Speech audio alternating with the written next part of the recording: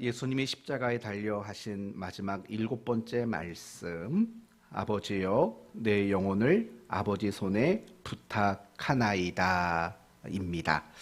이 말씀은 시편 31편 5절에 내가 나의 영을 주의 손에 부탁하나이다 라는 그리스도 예언에 대한 성취의 말씀이기도 합니다.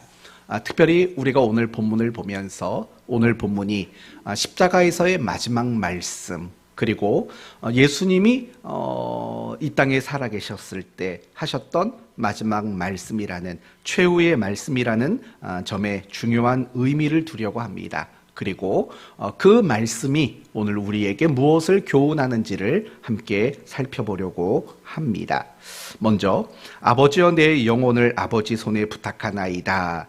이 말씀을 통해서 우리가 알 수 있는 것은 예수님은 기도의 사람이었다라는 겁니다. 예수님은 한평생을 기도하며 사신 분이시다라는 점을 우리가 배울 수 있다라는 겁니다. 여러분, 가상칠언을 보시면 그 7가지의 말씀 중에서 첫 번째 하셨던 말씀이 뭔지 아십니까? 저들을 사하여 주옵소서입니다. 이 첫 번째 말씀도 엄밀히 말하면 무엇일까요? 기도입니다. 그리고 예수님이 가상칠언에서 마지막에 하셨던 오늘 본문의 말씀, 아버지여 내 영혼을 아버지 손에 부탁하나이다, 이것도 엄밀히 말하면 무엇입니까? 기도라는 걸 알 수 있습니다. 가상칠언의 시작과 마지막이 기도였다라는 점을 우리가 생각해 볼 수 있어야 합니다. 더욱이 이 말씀, 그리고 기도하고 있는 이 기도의 자리가 어디였는지 생각해 보십시오. 예수님이 십자가에서 못 박힌 그 자리였습니다. 그리고 그 십자가에 못 박힌 그 자리에서 가장 극심한 고통을 느끼는 그 순간, 그 상황이었습니다. 그런데 그 십자가라는 자리에서, 그리고 그 극심한 고통이라는 자리에서 예수님은 기도하고 계셨다라는 것입니다. 정말 놀랍지 않습니까? 우리는 늘 핑계거리를 찾는 습관들이 있습니다. 우리가 신앙생활을 하다 보면 무엇인가를 못하게 될 때 우리는 그것을 못한 이유를 말합니다. 가장 대표적인 이유가 뭡니까? 바빠서, 또는 피곤해서, 또는 몰라서, 잘못해서, 그래서 우리는 무엇인가를 못했다라고 핑계대는 그런 습관들이 있습니다. 그러나 그 많은 습관들 중에 우리는 기도에 대한 핑계거리도 많은 것 같습니다. 기도할 상황이 안 돼서요. 기도할 만한 시간이 없어서요.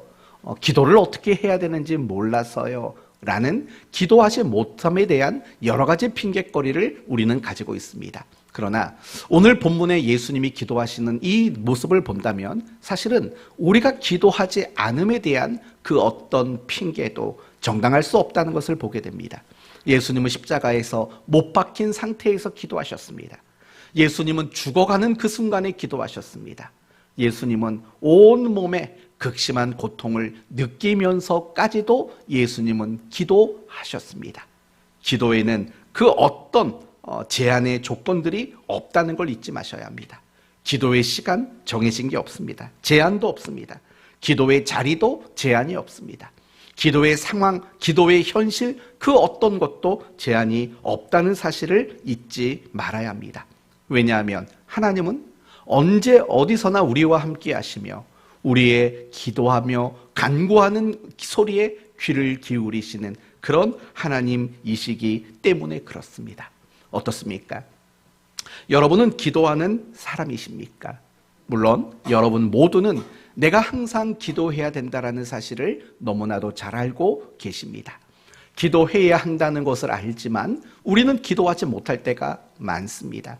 심지어 내 삶에 어떤 어려움과 고난과 역경이 찾아와도 기도해야 한다는 것을 알면서도 역시 기도하지 못할 때가 많습니다.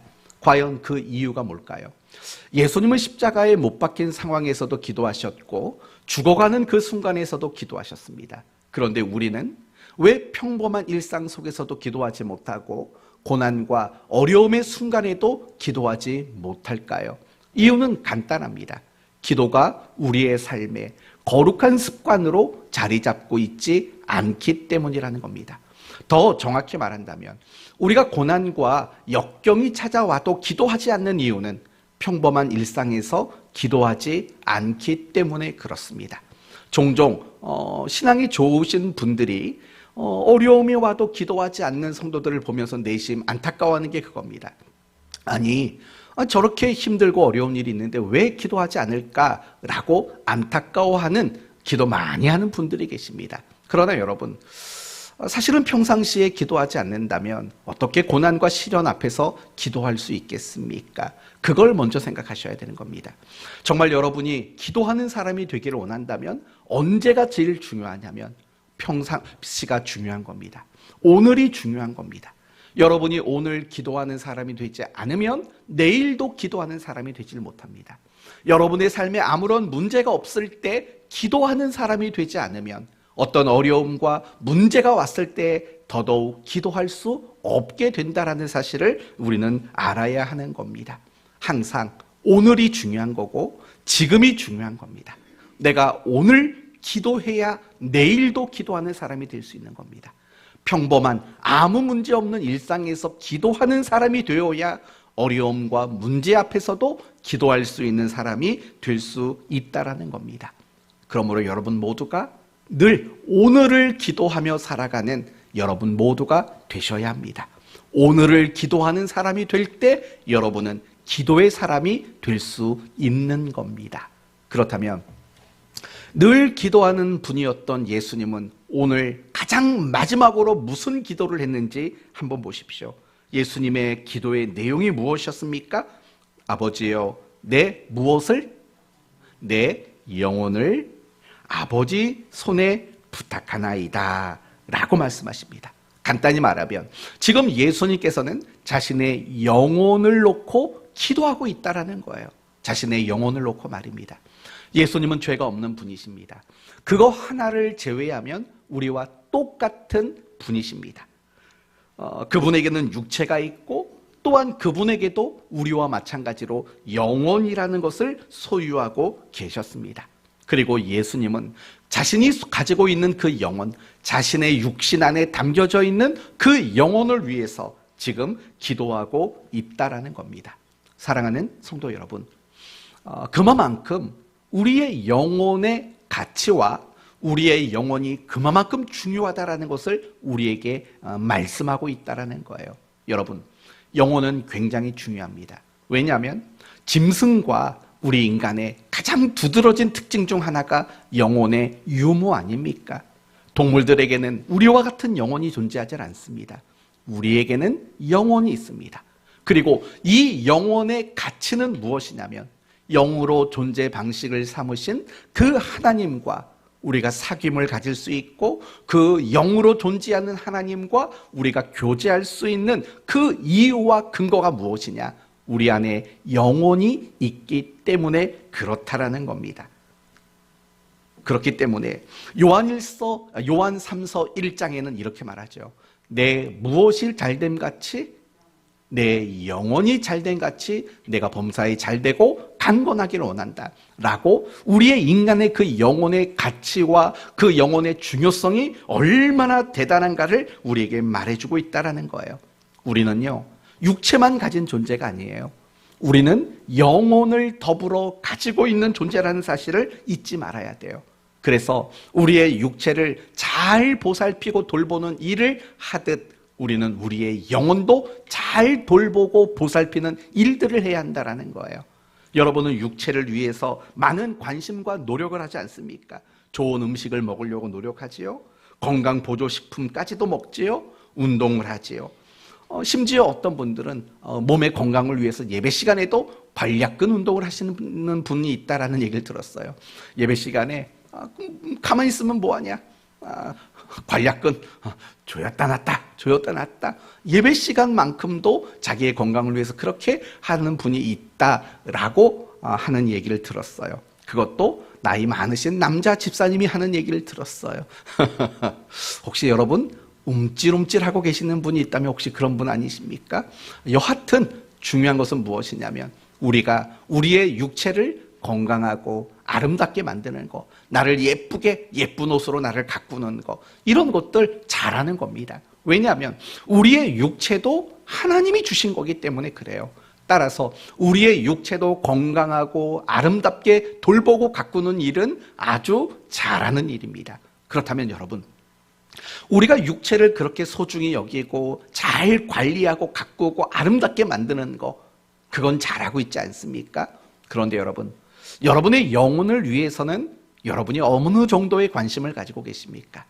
여러분의 영혼을 아름답게 건강하게 만들어가는 그 일에는 여러분이 어느 정도 노력하고 있는지를 고민해 보셔야 한다는 겁니다. 사실 우리는 많이 놓쳐요. 내가 육신의 건강을 위해서 육신을 관리하는 일에는 참 열심을 다하고 있지만 우리가 내 영혼을 아름답게 관리하고 가꾸는 그 일에는 굉장히 소홀할 때가 얼마나 많은지 모릅니다. 사랑하는 성도 여러분, 예수님께서 자신의 영혼을 위해서 기도하셨던 이 기도가 여러분에게 도전이 됐으면 좋겠습니다. 여러분이 앞으로 기도하는 그 시간에도요, 여러분의 영혼이 강건할 수 있도록 기도하기를 바랍니다. 그리고 더 나아가서 여러분의 영혼이 더 건강할 수 있도록 그것을 위한 노력들이 여러분에게 있기를 바랍니다. 예배에 열심히 나오셔야 돼요. 예배에 참석하는 것들이 여러분의 영혼을 건강하게 가꾸는 일들인 거예요. 무엇보다 여러분이 매일매일마다 큐티하며 살아가는 그 일, 그게 여러분의 영혼을 가꾸는 일들인 거예요. 기도하는 일, 순종하는 일, 하나님을 묵상하는 일, 이런 것들이 여러분의 영혼을 가꾸는 아주 복된 방법들인 거예요. 그러므로 여러분, 예수님께서 내 영혼을 아버지 손에 부탁하나이다라고 자신의 영혼을 놓고 기도했던 것처럼 여러분도 여러분의 영혼을 위해 기도하고 여러분의 영혼을 잘 돌볼 수 있는 여러분 모두가 될 수 있기를 바랍니다. 그러나 오늘 본문을 보면 지금 예수님은 단순히 영혼을 위해 기도하는 것만이 아니라 자신의 영혼을 하나님께 의탁하는 기도를 했다는 걸 주목하셔야 합니다. 지금 하나님을 의탁하는 겁니다. 지금 하나님에게 전적으로 자신의 영혼을 의지하고 있다는 것을 보셔야 합니다. 예수님은요, 정말 전 인생 속에서 전적으로 하나님을 의지하는 삶을 사셨던 분이라는 것을 우리는 배워야 합니다. 무엇을 보면 그걸 알 수 있냐면 두 가지입니다. 첫째는 늘 기도하는 삶을 사셨다라는 겁니다. 여러분 한번 생각해 보십시오. 예수님이 기도하는 삶을 살았다. 새벽마다 기도하셨고 밤마다 기도하셨고 때와 장소를 가리지 않고 예수님은 늘 기도하셨습니다. 하나님을 전적으로 의지하지 않았다면 이렇게 기도하는 삶을 살 수 있겠습니까? 그렇지 않습니다. 여러분은 다니엘을 잘 아실 겁니다. 예루살렘을 향하여 창문을 열어놓고 하루에 3번씩 기도했던 기도의 사람입니다. 그런데 어느 날 그 누구에게도 기도하면 죽을 수밖에 없다, 사자굴에 던지겠다라는 명이 선포되었습니다. 그럼에도 불구하고 다니엘은 창을 열고 하루에 3번씩 있는 그대로 기도를 드렸다는 거 아시지 않습니까? 하나님을 의지하지 않았다면, 하나님께 자신을 의탁하지 않았다면 어떻게 그렇게 기도하는 일들을 할 수 있었겠습니까? 기도는요, 정말 하나님을 의지하지 않으면 할 수 없는 신앙의 행위인 거예요. 여러분이 만약에, 정말 만약에 기도하지 않는다면 그것은 여러분이 하나님을 의지하지 않고 살아가는 것이라고 말해도 틀린 말이 아닐 수밖에 없는 거예요. 기도는 하나님을 의지할 때 나타나는 신앙의 표현들인 거거든요. 내 삶을 전적으로 하나님께 의탁한 사람들에게만 나타나는 특징, 그게 바로 기도일 수밖에 없기 때문에 그래요. 예수님이 이처럼 한평생 기도하며 사셨다라는 것은 그가 한평생 하나님을 의지하고 의탁하는 그런 삶을 살았다는 것을 우리에게 보여주고 있는 거예요. 또 한 가지는 순종의 삶을 살았다라는 거예요. 예수님은 단 한 번도 하나님 앞에 순종하지 않은 적이 없어요. 그러니 하나님은 이렇게 말씀하셨죠. 이는 내 사랑하는 자요, 내 기뻐하는 아들이로다 라고 말을 한 거예요. 이런 하나님의 음성이 들려진 것은 무엇입니까? 예수님의 모든 인생이 철저히 하나님 말씀 앞에 순종하는 인생이었다라는 거예요. 그리고 중요한 것은 순종은 지식의 영역이 아니라는 게 중요한 거예요. 여러분, 우리가 순종을 하고 못하고를 결정짓는 게 뭘까요? 지식일까요? 그 순종의 내용과 결과와 축복을 아는 지식이 우리를 순종하도록 만들까요? 아닙니다. 순종은 지식의 영역이 아닙니다. 아무리 이 말씀에 순종하면 하나님이 복을 주신다고 이야기해도 순종하지 않는 사람들이 얼마나 많은데요. 순종은 지식의 영역이 아니라 신뢰의 영역인 겁니다. 내가 하나님을 신뢰할 때에만 가능하게 나타나는 것, 그게 바로 순종이라는 거예요. 예를 들면 아브라함을 한번 생각해 봐요. 하나님이 아브라함에게 말씀하셨죠.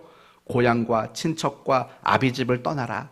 그리고 내가 너에게 지시할 그 땅으로 가라고 말씀하셨고, 아브라함은 순종했어요.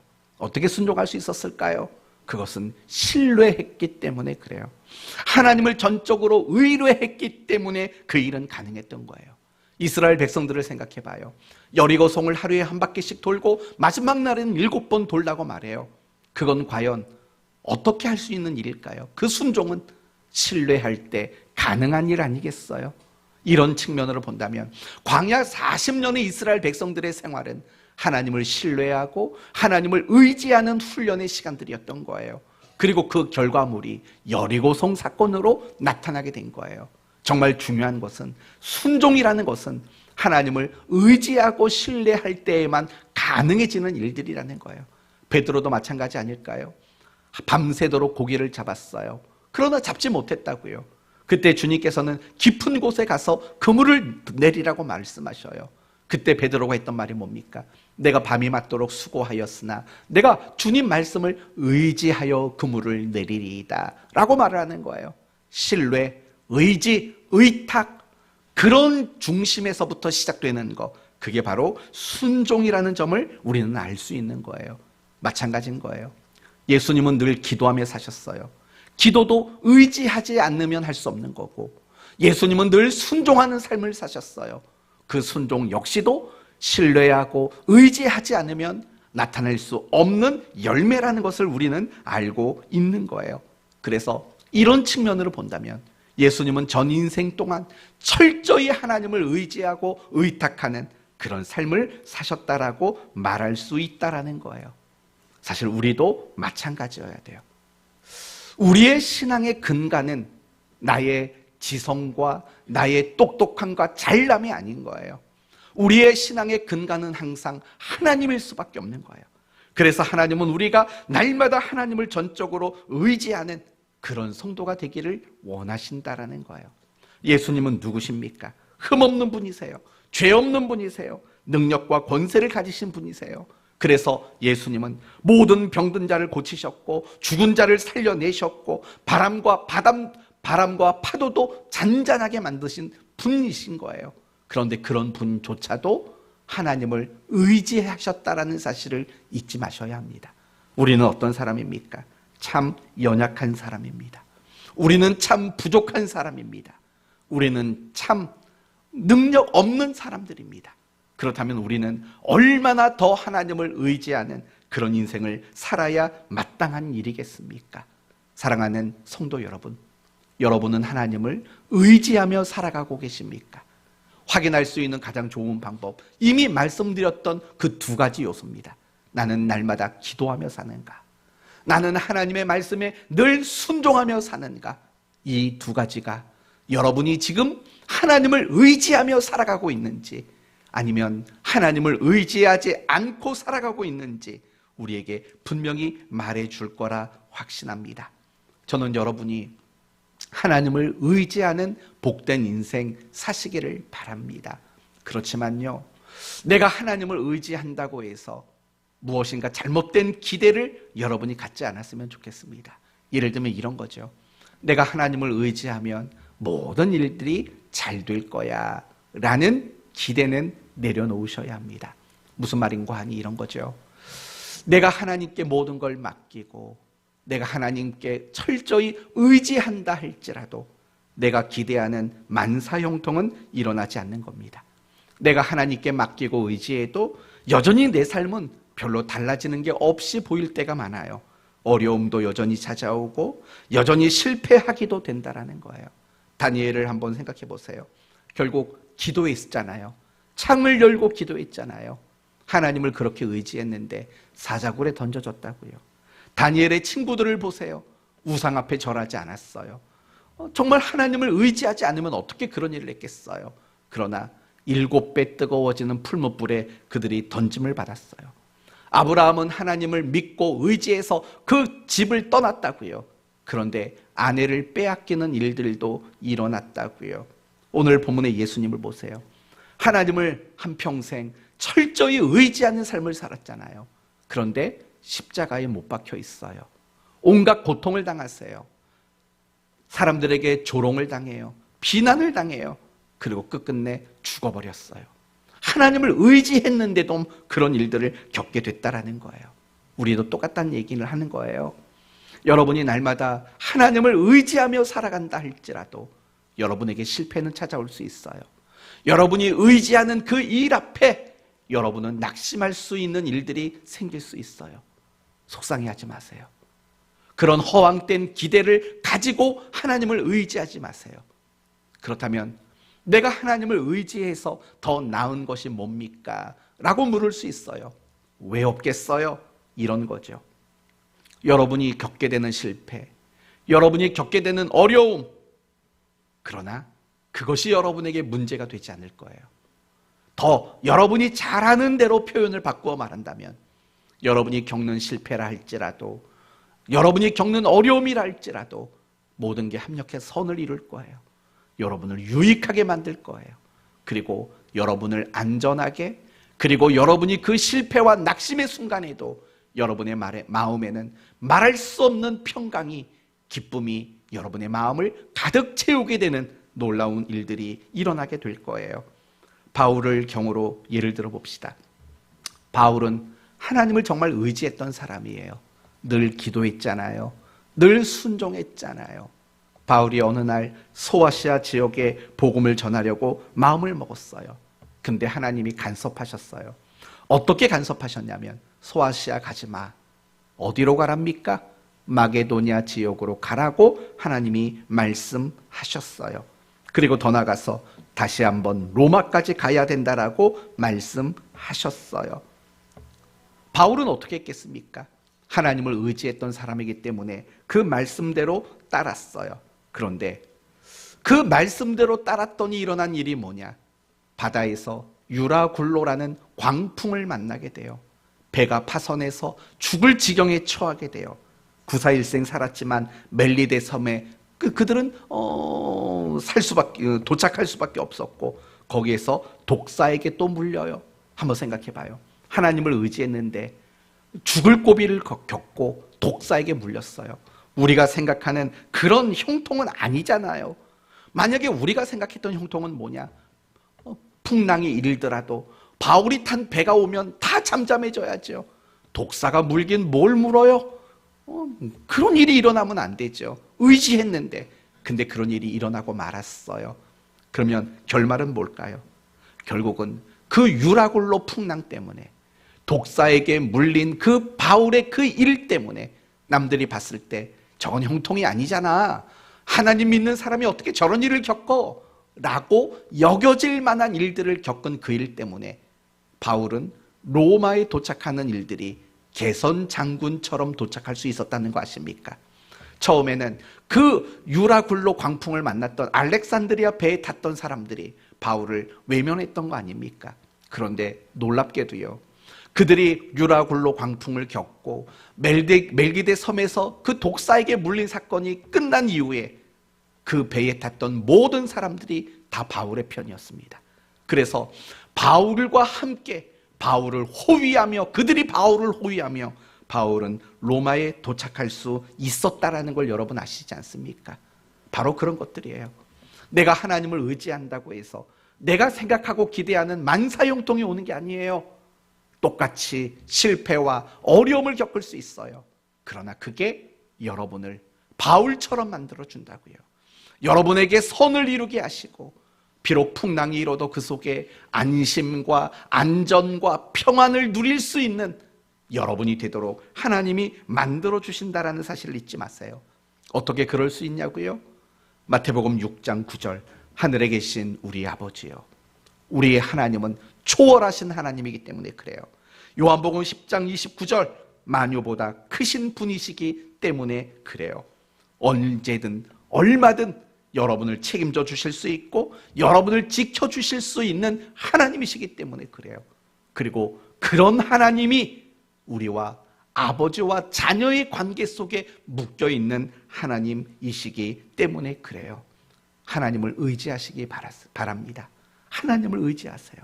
그러면 여러분에게 풍랑은 있을지라도 그 풍랑이 여러분을 해하지 못할 것이고, 그 풍랑 속에서도 여러분은 잔잔한 평안과 기쁨을 누릴 수 있는 사람이 되리라 믿습니다. 늘 하나님을 의지하는 여러분 되시기를 바랍니다. 이제 가상칠언의 말씀을 마무리합니다. 진짜 고민이 많았습니다. 가상칠언의 결론을 어떻게 지을까? 날 위해 죽으신 예수님께 감사하자고 결론을 할까? 아니면 이제 우리 남은 인생 그 주님을 위해 살자라고 결론을 지을까 고민이 많았습니다. 그런데 제가 여러분에게 마지막으로 드리는 결론은 이겁니다. 우리도 예수님처럼 삽시다 라는 결론을 여러분에게 마지막으로 드리려고 합니다. 저는 가상칠언의 말씀을 준비하면서 계속 떠올랐던 한 인물이 있습니다. 그 인물은 바로 스데반 집사님이십니다. 여러분은 스데반 집사님의 일을 잘 아실 겁니다. 사도행전 7장을 보면 그분의 이야기가 소개가 됩니다. 그런데 참 놀라운 것은 무엇이냐면 이 스데반의 집사님의 모습이 십자가 상에서 예수님의 모습과 너무 똑같다라는 겁니다. 너무 똑같다는 것을 보게 되는 거죠. 예수님이 십자가에서 하셨던 첫 번째 말씀 뭐예요? 저들을 사하여 주옵소서. 예수님이 마지막에 하셨던 말씀이 뭐죠? 내 영혼을 부탁하나이다. 그런데 스데반 집사님도 마찬가지예요. 돌에 맞아 죽어가요. 예수님이 십자가에 못 박혀서 죽어가는 그 순간과 너무 똑같은 순간이에요. 사람들에게 비난과 조롱과 온갖 모욕을 당해요. 그리고 죽어가요. 그런데 스데반 집사님의 첫 번째 기도가 뭔지 아십니까? 이 죄를 저들에게 돌리지 마옵소서예요. 그리고 스데반 집사님이 마지막 했던 기도가 뭔지 아십니까? 주 예수여 내 영혼을 받으시옵소서였다라는 거예요. 이 이야기가 우리에게 주는 교훈이 뭔지 아세요? 스데반 집사님은 지금 예수님이 가신 그 길을 따라가고 있는 거예요. 스데반 집사님은 지금 예수님처럼 살려고 노력하고 있다라는 점을 우리는 배울 수 있어요. 초대교회 성도들의 모습 속에서도 예수님처럼 살려고 하는 그 모습들이 있었고, 믿음의 선배들의 모습 속에서도 예수님을 따라가고 예수님을 본받아서 예수님처럼 살려고 몸부림친 믿음의 선배들이 얼마나 많이 있는지 몰라요. 십자가에 못 박혀서 7가지 말씀을 하신 그 예수님께서 오늘 우리 모두에게 다시 말씀하십니다. 나를 따라오라고 말씀하고 있는 겁니다. 나를 본받으라고 말씀하고 있다라는 겁니다. 신앙생활은 교회 다니는 게 아닙니다. 신앙생활은 예배 드리는 게 아닙니다. 신앙생활은 성경을 읽고 기도하는 게 아닙니다. 신앙생활은 은사를 받는 게 아닙니다. 신앙생활은 복을 받는 게 아닙니다. 신앙생활은 예수님을 따라가는 겁니다.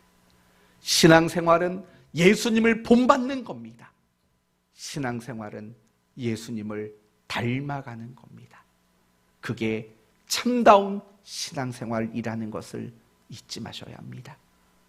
여러분의 삶이 저들을 사하여 주옵소서가 되셨으면 합니다. 여러분의 삶이 오늘 네가 나와 함께 낙원에 거하리라, 영혼을 사랑하며 영혼을 죽기로 인도하는 인생이 되기를 바랍니다. 여러분의 인생이 여자여 보소서, 보라 내 어머니니라 라는 인생이 되기를 바랍니다. 여러분의 인생이 엘리 엘리 라마 사막다니 라는 인생이 되시기를 바랍니다. 여러분의 인생이 내가 목마르다 라는 인생이 되기를 바랍니다. 여러분의 인생이 다 이루었다 라는 인생이 되기를 바랍니다. 여러분의 인생이 내 영혼을 아버지 손에 부탁하나이다 의 인생이 되시기를 바랍니다. 그것이 십자가에서 7마디의 외침을 하셨던 예수님의 요청입니다. 이 요청을 여러분 모두가 외면하지 않기를 바랍니다. 정말 여러분이 예수님을 따라가셔야 합니다. 날마다 여러분이 예수님을 닮아가셔야 되고, 날마다 여러분이 예수님의 삶을 닮아내셔야 합니다. 예수님을 본받으셔야 됩니다. 여러분이 이 땅에 예수님의 삶을 이어가는 자가 되어야 합니다. 예수님이 십자가에서 하셨던 그 7마디 말씀이 여러분이 이 땅에서 정말 생명을 가지고 살아가는 그 기간 동안 여러분의 모습들을 통해 나타내어져야 할 모습들이라는 걸 기억하십시오. 예수님이 십자가에서 하신 7말씀, 이것이 여러분의 인생에 녹아져 있는 말씀들이 될 수 있도록 날마다 기도하고 힘쓰는 여러분 모두가 되시기를 바랍니다. 그 자리로 나가셔야 합니다. 그게 십자가에 못 박혀 죽으신 그 예수님이 우리에게 바라고 원하는 일들이기 때문에 그렇습니다. 말씀을 마치겠습니다. 우리는 예수님의 십자가로 구원을 얻었고 영원한 생명을 얻은 자들입니다. 그러나 여전히 어려움과 고난과 실패를 겪으며 살 수밖에 없습니다. 그럴지라도 우리는 하나님을 의지하며 살아가는 인생이 되셔야 합니다. 어떻게 해요? 기도하면서, 어떻게 해요? 늘 순종하면서 그렇게 살아가야 합니다. 그리고 앞장서서 걸어가신 그 예수님을 묵묵히 따라가는 여러분 모두가 되시기를 예수 그리스도의 이름으로 축원드립니다. 아멘.